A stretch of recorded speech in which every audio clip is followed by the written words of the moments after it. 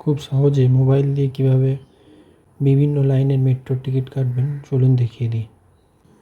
সবার প্রথমে চলে আসবেন প্লে স্টোরে ক্লিক করার পরে এখানে সার্চ করবেন আমার Kolkata metro app. Kolkata metro app search করার পরে এটি আমার যেহেতু আগে থেকেই ডাউনলোড করা আছে সেই জন্য এখানে ওপেন দেখাচ্ছে, আপনারা ডাউনলোড করে নেবেন। এরপর এটাকে ওপেন করলাম, এটাকে ওপেন করব।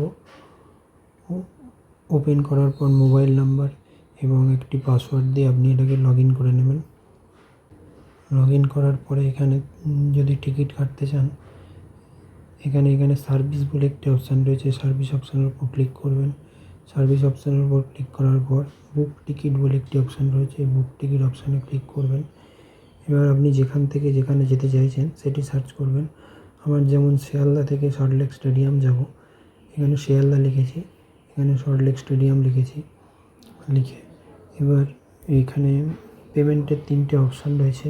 এটা হচ্ছে ওয়ালেট, এটা হচ্ছে আপনার ওয়ালেট, এটা হচ্ছে আপনার অনলাইন ইউপিআই পেমেন্ট, আর এটা হচ্ছে আপনার ডাইরেক্ট ব্যাঙ্ক ট্রান্সফার। আপনার যদি ওয়ালেটে টাকা ভরা থাকে, আমার যেমন এখানে 50 পয়সা ওয়ালেটে পড়ে রয়েছে, তার মানে আমি টিকিট কাটতে পারবো না, তাহলে আমি ইউপিআই দিয়ে এটি করবো। ইউপিআই দিয়ে ক্লিক করার পরে এখানে পে টু বুক অপশানে ক্লিক করব।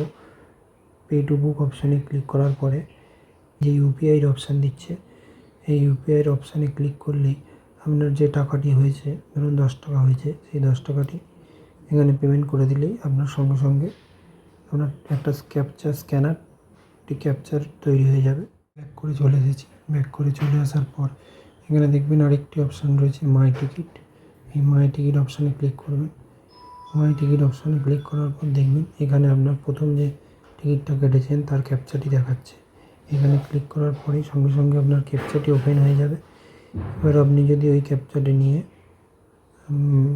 ওখানে গিয়ে মেট্রো স্টেশনে গিয়ে ওই স্ক্যানারে ধরেন, সঙ্গে সঙ্গে আপনার গেটটি খুলে যাবে, আপনি তারপর ঢুকে যেতে পারবেন। ঠিক এইভাবে আপনি আপনার যে কোনো মেট্রোর অনলাইন টিকিট কাটতে পারেন। ভিডিওটি যদি ভালো লাগে তাহলে আমাদের চ্যানেলটিকে সাবস্ক্রাইব করে দেবেন। ভিডিওটি দেখার জন্য ধন্যবাদ।